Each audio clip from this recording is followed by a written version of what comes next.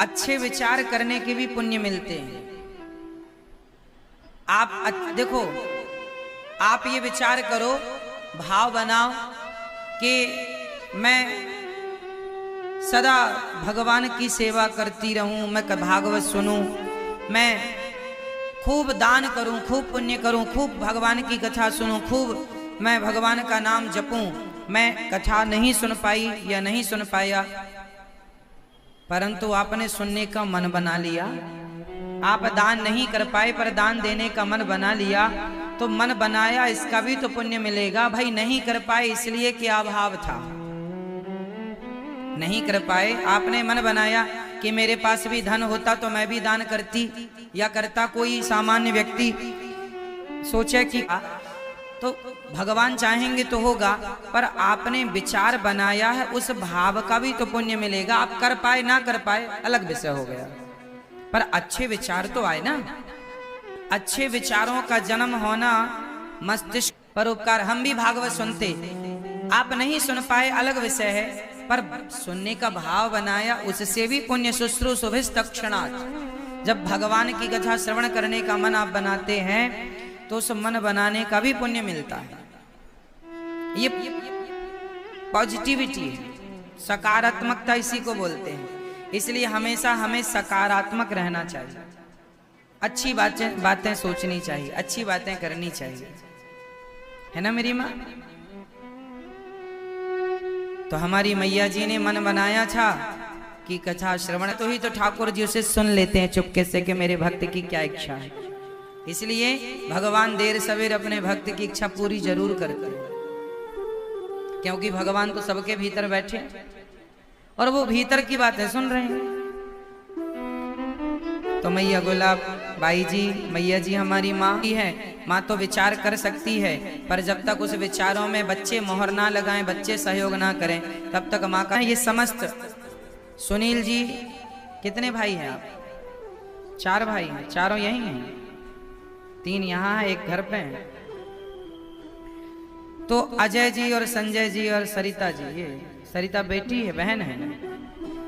हाँ अच्छा, बहू है। अच्छा अनिल जी है ना? तो ये 4 भाई हैं, राम लक्ष्मण। तीर्थ तो करा, हर पुत्र का धर्म होता है कि वह अपने माँ बाप को तीर्थ यात्रा कराए। इसलिए आप लोग जो भागवत तीर्थ यात्रा कराना चाहें, वृंदावन ले आया करो अपनी माँ को। भागवत जी की पोथी पाठ इसलिए हम करवाते हैं कि आपके कम से कम खर्चे में भागवत जी की पोथी पाठ आप करा लेंगे अपनी माँ के लिए, पूर्वजों के लिए, तो भागवत सुनने का पुण्य मिलेगा, उनकी कभी अधोगति नहीं होगी। क्योंकि देखो यहाँ हमें सदा नहीं रहना, यहाँ से हमें वहाँ भी जाना है। तो यहाँ की तैयारी, आदमी यहाँ के लिए गाड़ी बंगला मकान बनाता है, पर भूल जाता है कि ये गाड़ी बंगला मकान संग नहीं जाएगा, वहाँ जाना है, थोड़ा वहाँ की भी तैयारी कर लेनी चाहिए।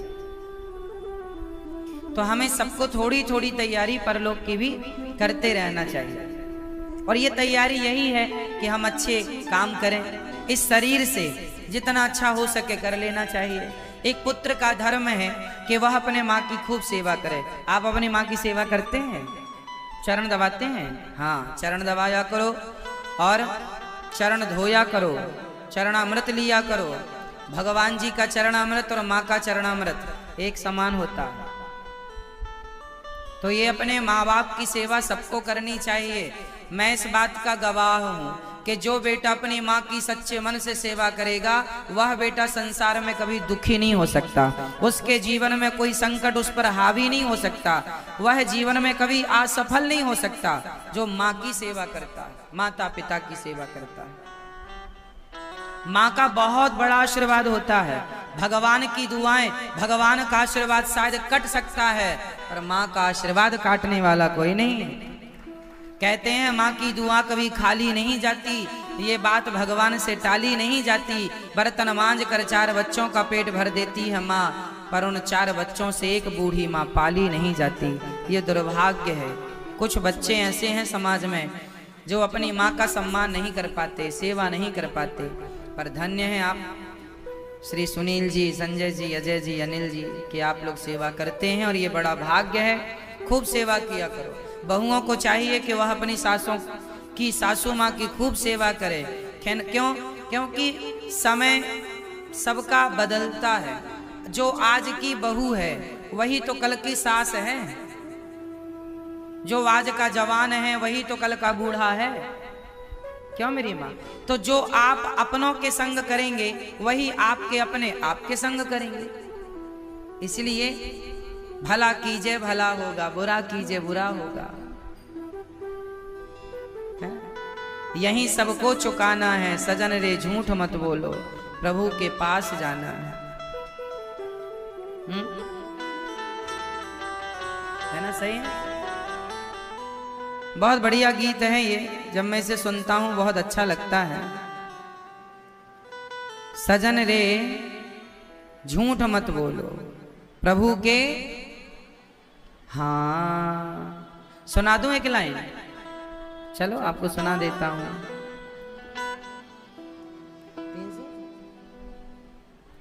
हाँ, 3 से ठीक है।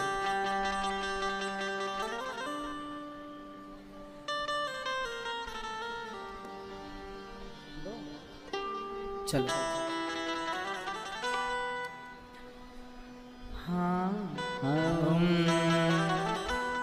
सजन रे झूठ मत बोलो, प्रभु के पास जाना है। न हाथी है न घोड़ा है, वहाँ पैदल ही जाना है। सजन रे झूठ मत बोलो, प्रभु के पास जाना है। न हाथी है न घोड़ा है, वहाँ पैदल ही जाना है। सजन रे झूठ मत बोलो, प्रभु के पास जाना है। न हाथी है न घोड़ा है, वहाँ पैदल ही जाना है। सजन रे झूठ मत बोलो, प्रभु के पास जाना है। अब क्या कहते हैं ये गीतकार जो गीत लिख रहे हैं, क्या कहना है इनका? जरा सुनिएगा। लाइन बहुत अच्छी लगी मुझे, इसलिए ये बहुत अच्छा गीत है। ये जिसने लिखा है उसे प्रणाम, जिसने गाया है उसे प्रणाम। परंतु इसकी जो लाइनें हैं हृदय को छूने वाली। बहू अपनी सास को घर से निकालेगी तो कल उसकी बहू उसे घर से निकालेगी। इसलिए जैसी करनी वैसी भरनी। इसलिए कहता हूं कि भला कीजिए भला होगा, बुरा कीजिए बुरा होगा। वही लिख लिख के क्या होगा, वही लिख लिख के क्या होगा, यही सब कुछ चुकाना है। और सजन रे झूठ मत बोलो, प्रभु के पास जाना है। न हाथी है न घोड़ा है, वहाँ पैदल ही जाना है। सजन रे झूठ मत बोलो, प्रभु के पास जाना है। सजन रे झूठ मत बोलो, प्रभु के पास जाना है। सजन रे झूठ मत बोलो।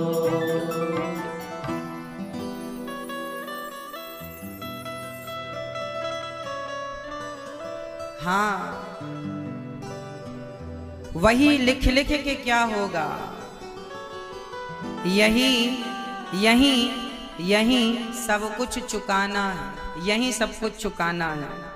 क्योंकि कहते हैं अत्रैव स्वर्गः अत्रैव नरकः। स्वर्ग नरक यहाँ भी है, स्वर्ग नरक वहाँ भी है। छोटा मोटा फोड़ा फुंसी हो जाए तो यहाँ का डॉक्टर ठीक कर देता है, बड़ा हो जाए तो बड़े हॉस्पिटल रेफर करना पड़ता है। उसी तरह छोटा मोटा पाप यहीं भोगना पड़ता है। बड़ा पाप है, वीआईपी पापी है, सीधा बड़े नरक रेफर किया जाता है ना। छोटा मोटा पाप है यहीं भोग लिया। जो खटिया में पड़े भोग रहे हैं ये छोटे पापी हैं। छोटा मोटा पाप किया है सो यहीं भोग करके भगवान जी इन्हें पवित्र करके बुला लेंगे। जो ज्यादा बड़े पापी हैं वो डायरेक्ट जाते हैं सीधा। कई बार आप कहते हैं अरे ये तो इतने बड़े पुण्यात्मा थे, ये देखो इनको कैसी मृत्यु, बिस्तर पर ही मलमूत्र करना पड़ रहा है, इनकी कैसी मृत्यु दुखद हुई। और वो फलाना व्यक्ति था, बड़ा पापी था, मर गया। अरे वो डायरेक्ट बड़े नरक रेफर किया गया, इसलिए डायरेक्ट गया है। ये छोटे पापी हैं, इसलिए यही पाप भोग भोगा करके फिर पवित्र होकर सीधे मोक्ष इनको मिल जाएगा। ये कोई नरक वर्क नहीं जाएंगे। इसलिए मेरी माँ, सबको यही चुकाना है। कुछ यहाँ चुकाना रहेगा, यहाँ से बचेगा तो वहां भी चुकाना। इसलिए कहा गया है, वही लिख लिख के क्या होगा, यही सबको चुकाना है। सजन रे झूठ मत बोलो, प्रभु के पास जाना है। लड़कपन खेल में खोया, जवानी नींद भर सोया, बुढ़ापा देख कर रोया, यही किस्सा पुराना है, यही किस्सा पुराना है ना। इसलिए तुम्हारे महल चौबारे यहीं रह जाएंगे सारे, तुम्हारे महल चौबारे यहीं रह जाएंगे सारे।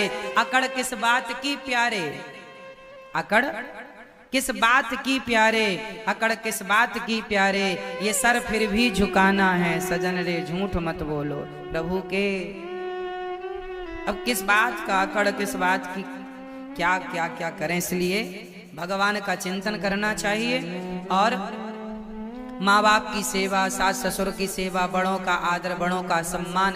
जितना सम्मान देने से सम्मान बढ़ता है, अपमान करने से अपमान बढ़ता है। इसलिए कोशिश यही किया करिए कि हम सम्मान दें। सम्मान सबका करो, खासकर अपनी उस माँ का तो करो जिसने हमें जन्म दिया है, पाल पोस कर बड़ा किया है। इसलिए धन्य है हमारे यजमान परिवार। पूरा परिवार के लिए तालियां हो। खंजनपुर बैतूल से हैं। साथ में श्रीमान बाबा राव शोभा ताई जी हैं। शोभा ताई, मैया शोभा ताई आप हैं। शोभा ताई जी और श्री मंजूषा एवं रूपाली जी, स्वर्गीय नारायण शयाबाई जी की पुण्य स्मृति में वर्धा महाराष्ट्र। ये श्री नारायण राव जी और शयाबाई जी आपके कौन हैं? आपके माता पिता हैं। तो आप अपने माँ बाप के लिए भागवत जी का आयोजन करा रहे हैं। ये देखो, ये पुत्र धर्म ये भी पूरा कर रहे हैं। हर पुत्र को चाहिए कि वह अपने माँ बाप के नाम का कोई ना कोई पुण्य करे, कुछ ना कुछ अच्छा कार्य करे, ताकि वह पुण्य उन्हें प्राप्त हो। हमारे द्वारा किया गया हर शुभ कार्य हमारे माँ बाप को प्राप्त होता है। और केवल शुभ कार्य नहीं मिलता, यदि आपका बेटा चोरी करने लग जाए तो चोरी करने का जो पाप उसे लगेगा, वह पाप उसके पूर्वजों को भी लगेगा। देख, तेरे खानदान में कितना बड़ा चोर पैदा हुआ, चोरी करता है, सबका दिल दुखाता है। इसलिए बच्चों को संस्कार अच्छे दिया करो। यहाँ तक कि आप लोग जो भ्रष्टाचार करते हैं, लोगों को ठग लेते हैं, लूट लेते हैं, इससे भी आपके पूर्वजों का दिल दुखता होगा कि भाई मेरी संतान कैसी है, मेरे वंश में देखो ठग रहे हैं, लूट रहे हैं। लूटा हुआ धन महीने 2 महीने में खर्च हो जाएगा, लेकिन वो लूटने का जो पाप इकट्ठा हो गया है वह नहीं खर्च होगा, भोगना पड़ेगा। और वो एक नहीं भोगता, सब भोगते हैं, है ना। घर में एक आदमी की तबीयत बिगड़ जाए तो पूरा घर परेशान हो जाता है। बोलो हाँ या ना। घर के किसी एक आदमी पर संकट आ जाए तो पूरा घर परेशान हो जाता है। बोलो हाँ या ना। संकट एक पर आता है पर परेशान पूरा घर हो जाता। बीमार एक पड़ता है, घर पूरा परेशान हो जाता है। उसी तरह, उसी प्रकार जब आप कोई गलतियां करते हैं, चोरी, भ्रष्टाचार, झूठ, कुछ भी, तो आप तो किए, पर आपके जो पूर्वज हैं वह भी परेशान होते हैं। राम राम, मेरे वंश में कितना नालायक बच्चा निकला कि देखो ये चोरी कर रहा। एक बार हरिद्वार में एक चोर चोरी कर रहा था। जब आप कपड़े उतार के रख देते हैं तो कई बार चोर आके आपके कपड़े उठा कर ले जाते हैं। कपड़े का जो कपड़ों में छिपा के पैसे वैसे आप पॉकेट उठा कर ले जाते हैं। आपको तो लगता है ये तीर्थ है, यहाँ थोड़ी कोई चोरी करेगा। आपकी तो श्रद्धा होती है कि हम तीर्थ आए हैं, यहाँ थोड़ी कोई करेगा, लेकिन उसका भी कुछ लोग गलत उपयोग करते हैं। तो एक चोर था, वो हरिद्वार में चोरी करता था। जो भी नहाने जाए कपड़ा उतार के कपड़े से पॉकेट निकाल लेता था। तो उसके सारे पूर्वज रोया करते थे। तो किसी ने उसके पूर्वजों से पूछा, क्यों, आप क्यों रो रहे हैं? जब देखो तब आप लोग रोते ही रहते। बोले क्या बताएं, हमारे वंश में एक बच्चा हुआ है जो तीर्थ यात्रा करने आए श्रद्धालुओं की चोरी करता है। हरिद्वार में रह के खुद ने कभी गंगा नहीं नहाया कि हमारे नाम की भी एक डुबकी लगा ले तो हमें पुण्य मिल जाए। चोरी और करता है। हम लोग स्वर्ग में रहते रहे, पता लगा कि हमारे वंश में चोर हो गया जो भक्तों की चोरी करता है, तो हमें स्वर्ग से धक्के मार के नरक भेज दिया गया है। अब हम यहाँ धक्के खा रहे हैं नरक में। आपके पूर्वज स्वर्ग से निकलकर नरक भी जा सकते हैं और आपके पूर्वज नरक से निकलकर स्वर्ग भी जा सकते हैं यदि आप पुण्यात्मा बच्चे हैं तो। आपके पुण्य से कि अरे तुम्हारे वंश में कुछ लोग नरक में थे, बड़ा कष्ट भोग रहे थे, अचानक उनकी नरक से छुट्टी हो गई, स्वर्ग जाने वाले पूर्वजों को भी मिलता। इसलिए विचार कर लो, गलत ना हो। आजकल लोग कहते हैं भक्ति करने की क्या जरूरत है, मंदिर जाने की क्या जरूरत है, गीता रामायण पढ़ने की क्या जरूरत है। आज हमारे देश में क्या, पूरी दुनिया की मैं बात करूं, पूरी दुनिया में आज लोग गलत रास्तों पर जा रहे हैं। उनके अंदर ईर्ष्या, द्वेष, नफरत, घृणा भरती जा रही है। झूठ बोलना सीख रहे हैं लोग, दया रही नहीं, निर्दयी हो गए हैं। क्यों ऐसा हो रहा? इसलिए हो रहा है लोग इतना कमा रहे हैं पैसा, फिर भी लोग अशांत हैं। कारण क्या है? अच्छा ये बताओ, आज आप लोग अपने घर में ताला लगाकर जब वृंदावन आते हैं या कहीं जाते हैं तो आप भले घर में कितना महंगा ताला लगाए हो, पर फिर भी एक डर बना रहता है कि घर में ताला तो है पर पता नहीं कोई घुस ना जाए। गांव के अंदर आपका घर है, सोसाइटी के अंदर आपका घर है, फिर भी एक डर बना रहता है कि घर में कोई नहीं है, 5 दिन से घर बंद है, जाने के बाद वैसा ही मिलेगा कि नहीं इसकी कोई गारंटी नहीं। क्यों? ये डर पहले नहीं था, आज ये डर है। क्यों? क्योंकि आज लोगों के अंदर आध्यात्म नहीं है, संस्कार नहीं है। भक्ति क्यों करनी चाहिए? भक्ति करने वाला, गीता पढ़ने वाला, रामायण पढ़ने वाला ये जानता है कि क्या करना चाहिए और क्या नहीं करना चाहिए, क्या सही है क्या गलत है। इसलिए गीता रामायण पढ़ना चाहिए। जो सत्संगी होते हैं वह किसी के घर में घुस के चोरी नहीं करते। संस्कारी व्यक्ति, कितने रिक्शे वाले ऐसे हैं कि किसी का पर्स उसके रिक्शे में छूट गया, उसमें लाखों रुपए थे, तो रिक्शे वाले ने वापस कर दिया। क्यों कर दिया? कई लोग तो वापस नहीं करते, कई लोग कर देते हैं। क्यों कर देते हैं? जो संस्कारवान लोग हैं वो जानते हैं कि मेहनत से जो 2 रुपए कमा रहे हैं, 200 कमा रहे हैं, वो अपना है। बेईमानी का ये लाख मिल गया, ये अपना नहीं है। उसे किसने रोका के वापस कर दो? वो भी तो दूसरों की तरह सोच सकता था, लाख रुपए मिल गए हैं रख लेते हैं, पर नहीं। उसके अंदर का आध्यात्म, उसके अंदर का संस्कार, उसके अंदर की भक्ति उसे रोकती है कि गलत तो गलत ही। इसलिए भक्ति होना चाहिए, इसलिए भक्ति सबको करनी चाहिए, सत्संग सबको करना चाहिए। सत्संग का अर्थ ये नहीं है कि आप काम धाम छोड़ के राम राम ही जपते रहो, ना जी, काम खूब करो। काम करते हुए आज लोग नहीं जुड़े सत्संग से। अब देखो ना, संस्कारहीन लोग क्या क्या कर रहे हैं समाज में, आज क्या क्या हो रहा है। जो सत्संग से नहीं जुड़े, जो गीता रामायण नहीं जानते, जो मंदिर पूजा नहीं जानते, वो लोग क्या कर रहे हैं? इतना धन कमा करके भी क्या उनके मन में शांति है? अशांत हैं वो, शांति नहीं है। वो अपने माँ बाप की सेवा नहीं कर पाते, वो अपने बच्चों को समय नहीं दे पाते, क्योंकि उन्हें पता ही नहीं कि बच्चों को समय क्यों देना चाहिए। क्योंकि बच्चों को समय देंगे तो संस्कार आप देंगे तो उनमें आएंगे, थोड़ा सा रुकेंगे कि ये सही है या गलत। क्यों क्यों रुकेंगे आप? क्योंकि आप जुड़े हैं संस्कारों से। तो संस्कार यही है, आपको गलत काम करने से रोकता, इसलिए जोड़ के रखना चाहिए अपने आप को संस्कारों से, भगवान से। प्रिय भक्तों, कल हम लोगों ने सुना कि प्रहलाद जी महाराज का पावन चरित्र आज हम आपको सुनाएंगे। प्रहलाद जी कौन है? हिरण्याक्ष, हिरण्यकश्यपु नाम के दो पुत्र हुए हैं महर्षि कश्यप के। हिरण्याक्ष का वध किसने किया था? हिरण्याक्ष नाम के दैत्य को किसने मारा था? हमने बताया था पहले कथा में। बोलो, हिरण्याक्ष को किसने मारा था? गलत उत्तर है आपका। किसने मारा मेरी माँ?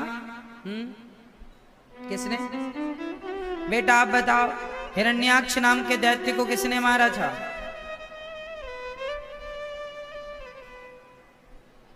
वाराह भगवान ने। हिरण्याक्ष को किसने मारा? हिरण्याक्ष को किसने मारा था? बोलिए वाराह भगवान की। भगवान के 24 अवतारों में एक अवतार वाराह अवतार है ना। तो हिरण्याक्ष को मारा था भगवान वाराह ने, पृथ्वी की स्थापना की। और उसी हिरण्याक्ष के भाई का नाम था हिरण्यकश्यपु, जिनके पुत्र हुए हैं प्रहलाद। प्रहलाद जी छोटे से थे, छोटी सी आयु। देखो, भजन भगवान का चिंतन करने के लिए बुढ़ापे का इंतजार नहीं करना चाहिए। हमारा बुढ़ापा आएगा तो भक्ति करेंगे, नहीं। बुढ़ापा आएगा तो भक्ति क्यों करेंगे? जवानी में कर लो। लड़कपन खेल में खोया, जवानी नींद भर सोया। इसलिए लड़कपन अच्छा, जवानी अच्छी है भक्ति के लिए, भजन के लिए, भगवान के लिए। बुढ़ापे का इंतजार ना किया करो। कोई भरोसा नहीं कि बुढ़ापा आएगा। इसका भी क्या भरोसा कि बुढ़ापा आएगा? किस किस का बुढ़ापा आया? बिना बुढ़ापा आए कितने लोग चले गए। इसलिए प्रहलाद जी, एक दिन की बात है कि प्रहलाद जी, अच्छा एक बात मैं आपको बताऊं मेरी मां, बताओ भगवान है या नहीं? उत्तर दो। भगवान है ये कौन कौन मानता है? सब लोग। अच्छा, भगवान है ये आप मानते हैं तो मेरे कहने से मानते हैं या आपने भगवान का कोई जीवन में अनुभव किया है? आपके बाप दादा मानते थे तो आप मान रहे हैं क्या? ऐसा तो नहीं। जो बाप दादा मान रहे हैं हम भी वही मान रहे हैं, ये मान्यता जरूरी नहीं है कि सही हो। इसलिए भगवान को इसलिए नहीं मानना चाहिए कि बाप दादे मानते थे, सब मानते हैं सो हम भी मानेंगे, नहीं। ईश्वर को इसलिए मानिए, पहले उनका खुद अनुभव कीजिए। यदि आपने उनका अनुभव कर लिया तो फिर आपको बाप दादों की जरूरत नहीं पड़ेगी कि बाप दादे मानते थे इसलिए हम नहीं। भैया हमें पता है, अनुभव होना चाहिए कहने से। अच्छा, मैं आपसे कहूं कि आपको इस आदमी से प्यार करना है, मैं कहूं कि आपको इस आदमी से प्यार करना है, तो क्या मेरे कहने से आपको प्यार हो जाएगा उस आदमी से? बोलो, प्यार कहने से नहीं होता ना, सही है? प्यार तो होता है। उसी तरह मैंने कहा कि इनसे प्यार करो, इन भगवान से प्यार करो, कहने से नहीं होगा। प्यार कब होता है? जब आप उसको, कब होता है? तो आप में से कितने लोग हैं जिन्हें भगवान का एहसास हुआ है, ईश्वर का अनुभव हुआ है आपको अनुभव? अच्छा, इतने लोगों को अनुभव हुआ है ईश्वर का। भगवान का साक्षात्कार होना भी कठिन नहीं। जैसे ये दास अनिरुद्ध है, मुझे भगवान पर कोई किंतु और परंतु नहीं लगता। भगवान के होने पर मुझे कोई संदेह, मैं भगवान को इसलिए, अच्छा मैं अपनी मान्यता बताऊं, मैं भगवान को इसलिए नहीं मानता कि मेरे पिताजी मानते हैं, मैं भगवान को इसलिए नहीं मानता कि मेरे दादाजी मानते हैं, मैं भगवान को इसलिए मानता हूं क्योंकि मुझे अनुभव हो चुका है कि ईश्वर हैं, उनके बिना कुछ भी नहीं है। यदि मैं पिता दादा के द्वारा मानता तो मेरा विश्वास डोल सकता था कि भाई उन्होंने कहा था, पता हो सकता झूठ भी कहा हो। इसलिए मैंने जीवन में अपने श्रद्धा की कसौटी में कसकर के देखा, अपने विश्वास की कसौटी में ईश्वर को कस के देखा है। भगवान समझाने का विषय नहीं है, महसूस किया जा सकता। जैसे हवा दिखाई नहीं जा सकती, बताई नहीं जा सकती, हवा को आप केवल फील कर सकते हैं, महसूस कर सकते हैं, उसका अनुभव कर सकते हैं, हाँ या ना। हवा ठंडी है, इसका भी आप अनुभव कर सकते हैं, हवा गर्म है, इसका भी आप अनुभव कर सकते हैं, देख नहीं सकते। उसी तरह ये ईश्वर भी, मेरे भगवान भी अनुभव का सब्जेक्ट है। जिसे अनुभव हो जाएगा उसे फिर कोई भगवान में किंतु परंतु नहीं होगा। फिर आप जंगल में भी आराम से सो सकते हैं। जो बाप दादों के कहने से भगवान पर विश्वास करता है वो जंगल में अकेला सो नहीं सकता, क्योंकि उसे भय लगेगा। आप में से कितने लोग हैं जिन्हें डर लगता है? हाथ उठा लो। जिन्हें डर लगता है हाथ उठाओ। डर लगता है आपको? मैं आपको नहीं लगता? अच्छा, पिछली बार कॉकरोच से आप ही डर गई थी, है ना? और कह रही है डर नहीं लगता।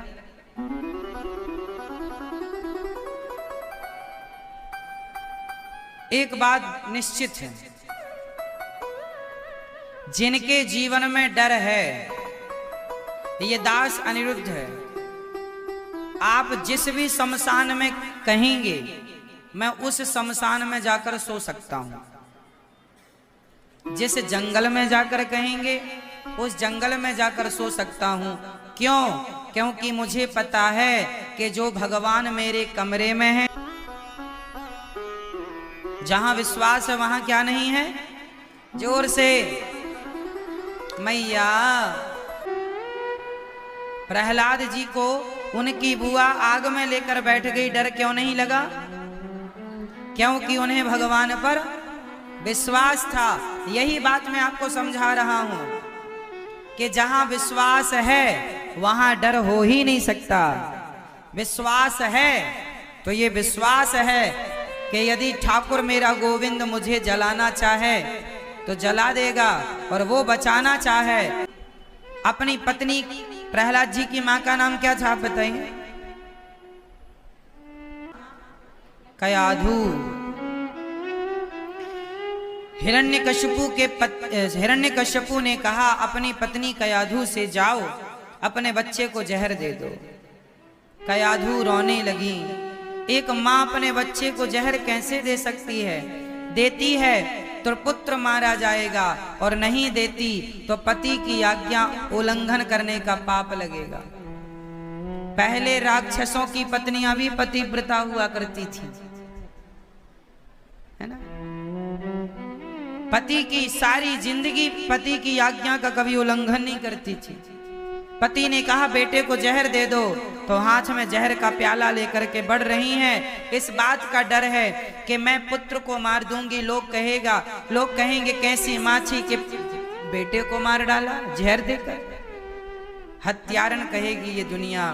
तब प्रहलाद जी ने खुद माँ से कटोरा ले लिया। माँ, आपको अपने पातिव्रत धर्म का पालन करो, पति की आज्ञा का पालन करो, और तुमने मुझे नहीं पिलाया, मैंने खुद छीन कर। प्रहलाद जी ने अमृत जहर पी लिया। माँ ने कहा बेटा मर जाएगा, मत पी मेरे लाल। माँ की तरफ देखा और मुस्कुराते हुए कहा माँ तू भूल गई माँ, जिस भगवान ने तेरे पेट में मैं 9 महीने ऐसे बैठा था, उल्टा लटका था। जिस विधाता ने मुझे तेरे पेट में नहीं मरने दिया, वो भगवान यदि है सच्चा तो वो मुझे यहां भी नहीं मरने देगा मां। भगवान ही रक्षक है। जैसे गर्भ में उन्होंने मेरी रक्षा की, उसी तरह जैसे आग से उन्होंने मेरी रक्षा की, उसी तरह जहर से भी वो मेरी रक्षा करेंगे। प्रहलाद जी जहर पी गए पर बाल भी बांका नहीं हुआ। बोलो क्यों? क्यों नहीं हुआ? जोर से मैं आपसे सवाल करता हूं, आपका विश्वास किस लेवल का है? आप लोगों को भी भगवान पर विश्वास है? क्या प्रहलाद जी के लेवल का विश्वास है? यदि नहीं है मेरी माँ, ये सच्चा है, ये बात सच्ची है कि हम लोग प्रहलाद नहीं बन सकते, लेकिन कोशिश करें अपने विश्वास के लेवल को बढ़ाने की। जितना बढ़ा सको उतना बढ़ा लो। मीराबाई को भी जहर दिया गया था, नहीं मरी। क्यों नहीं मरी? क्योंकि उसे जहर से ज्यादा गोविंद पर विश्वास था। ये विश्वास है। भगवान की भक्ति आप लोग करते हैं, पर विश्वास करके करिए। मंत्र जाप मम दृढ़ विश्वासा पंचम भजन सो, कि मेरे साथ बुरा हुआ। क्यों? क्योंकि मुझे पता है कि मेरे कन्हैया मेरे संग जो करेंगे वो फेंक दो। फेंक दिया।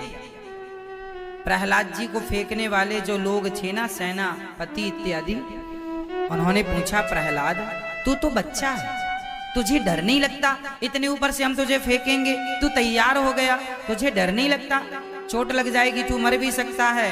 प्रहलाद जी ने फिर वही बात की, मंत्री जी आपको पता है चींटी से लेकर हाथी का पालन कौन करता है? आपको पता है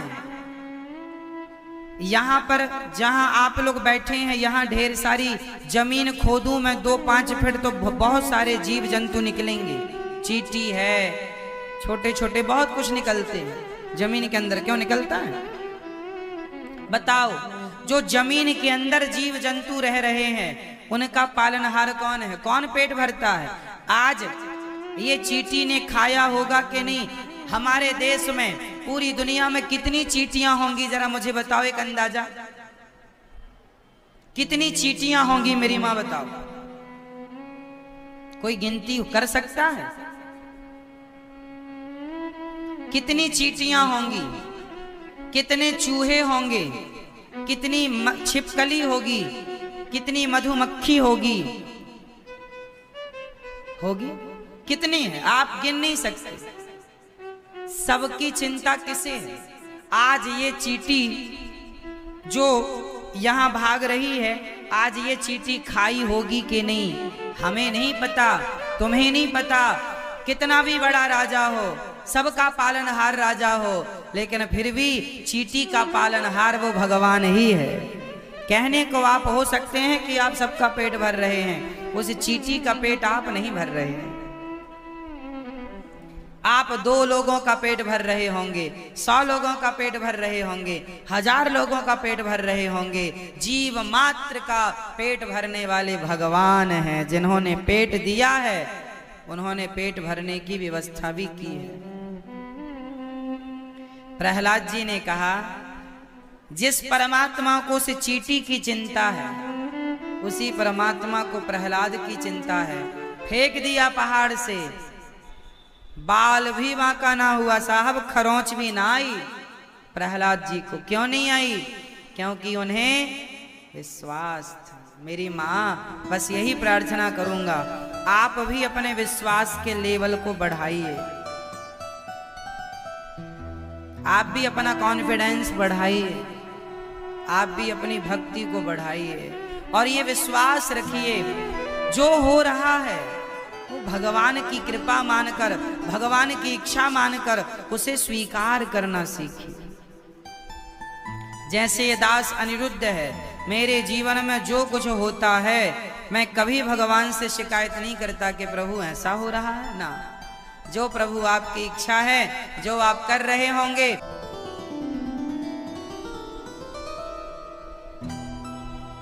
ये दास अनिरुद्ध मेरी मान्यता, मुझे लगता है कि यदि कोई मुझे, आप लोग मुझे प्यार करते हैं, सम्मान देते हैं, मैं मानता हूं कि ये भी भगवान की इच्छा है। और कोई मुझे अपमान करे, अपमान दे, गाली दे, ये भी मैं भगवान की इच्छा ही मानता हूं। ये क्या है? दोनों किसकी इच्छा है?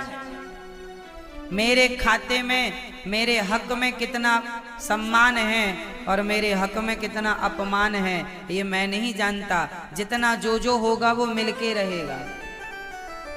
इसलिए ये भगवान की इच्छा है। इसलिए हर घटना में, हर चीज में किसकी इच्छा माननी चाहिए? और भगवान की इच्छा मानकर सदा पॉजिटिव रहना चाहिए, प्रसन्न रहना चाहिए। तो भगवान पर विश्वास करेंगे तो हम शमशान में भी आराम से सो पाएंगे, जंगल में भी आराम से सो पाएंगे। और विश्वास नहीं है तो आप चार दीवार के अंदर रहें, डर खाए जाएगा। आपको डरना नहीं है। कई लोग हैं ना बहुत डरते, बहुत। क्यों मैया? कई लोग बहुत डरते हैं। जो जितना डरता है समझ लो कि उसे भगवान पे उतना ही कम भरोसा है। जो निडर है समझ लो कि उसे ईश्वर पे पूर्ण विश्वास है कि भगवान हमारे संग हैं। जो होगा वो भगवान। तो सोए आदमी मर जाता, और नहीं मरना होए तो हवाई जहाज से गिर जाए तो भी नहीं मरे। कितने लोग हैं जो कई बार प्लेन क्रैश हो जाते हैं, कुछ लोग मर जाते हैं, कुछ लोग बच जाते हैं। क्यों बच गए? मौत नहीं है तो आप हेलीकॉप्टर से गिर जाइए, नहीं मरेंगे। क्यों मेरी माँ? कितने लोग, कितनी बार हवाई जहाज क्रैश हो गया, कितनी बार लोग मर भी गए, कितनी बार लोग बच भी गए। बहुत पहले आपने सुना होगा टाइटैनिक जहाज डूबा था पानी में। इस बात को सैकड़ों साल हो रहे हैं। क्यों मेरी माँ? है ना? सही है। टाइटैनिक की बात पता है ना आपको? एक बहुत बड़ा जहाज था, उस जमाने का सबसे लग्जरी, बहुत विशाल था, समुद्री जहाज था। इस देश से उस देश की यात्रा के लिए तैयार किया गया। सारे सुरक्षा के इंतजाम उस जहाज में थे, लेकिन फिर भी वो जहाज एक पहाड़ से, पत्थर से टकरा करके और डूब गया। सारे लोग मारे गए, लेकिन उस टाइटैनिक जहाज में भी कुछ लोग बच गए थे। कुछ लोग में चाहे एक बचा हो या दो बचे हो, पर बचा। चाहे चार बचे हो, क्यों जी, पर बचा। सारे मर गए मैया, जहाज डूब गया, सारे मर गए पर एक बच गए। अब सारे मर गए थे तो वो एक भी क्या कर रहा था? वो भी मर जाता। क्यों नहीं बचा? क्योंकि मारने वाला भी भगवान और बचाने वाला भी भगवान। जिसे मारना चाहे, है ना? सब सो रहे थे जहाज में। इतना बड़ा जहाज था, सोने पड़ने की सब व्यवस्थाएं थी, बहुत विशाल जहाज था। फिर भी देखो एक आदमी बच गया, एक दो जो भी बचे हों भगवान जाने, पर मैंने पढ़ा इतिहास में कुछ बच गए थे। क्यों बच गए? जिसकी मृत्यु नहीं है वो पानी में भी बच गया, समुद्र के अंदर बच गया, समुद्र में बच गया। और जिसकी मौत नहीं है तो कोई आपको मार नहीं सकता। सही है? ये जीवन का सिद्धांत। इसलिए प्रहलाद जी को भगवान पे पूर्ण विश्वास है और वो कोई विरोध नहीं करते, वो केवल भगवत चिंतन करते हैं जो भगवान करेंगे। अच्छा, प्रहलाद जी की कथा से एक चीज और सीखो। प्रहलाद जी भगवान की इच्छा में, यदि उन्हें पहाड़ से फेंका गया तो उन्हें लगा कि शायद मेरे भगवान की यही इच्छा है, तो वो कूद गए। चलो भैया फेंक दो, हम विरोध नहीं करेंगे, नहीं फेंको, हमें डर लग रहा नहीं। जो भगवान की इच्छा। उन्होंने हर घटना को किसकी इच्छा मानी है? आपको भी आज से हर घटना पर किसकी इच्छा माननी है? ये किसकी इच्छा है? आपके साथ जो हो रहा है किसकी इच्छा से? इसलिए उसकी इच्छा में अपनी इच्छा मिला दो। इच्छा ना मिलाने से भी कोई लाभ नहीं है, मिला देना अच्छा है। चलो प्रभु जो आप चाहें, अब आप जाने क्या होना।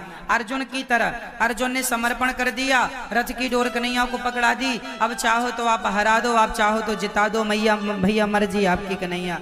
आज छूट रहा होगा,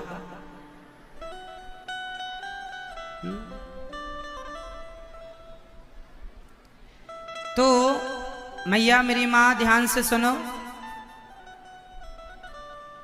भगवान की कृपा आप सभी पे बनी रहे। ध्यान जहां हो वहां से कथा सुनो, प्रेम से सुनो, बहुत ध्यान दो।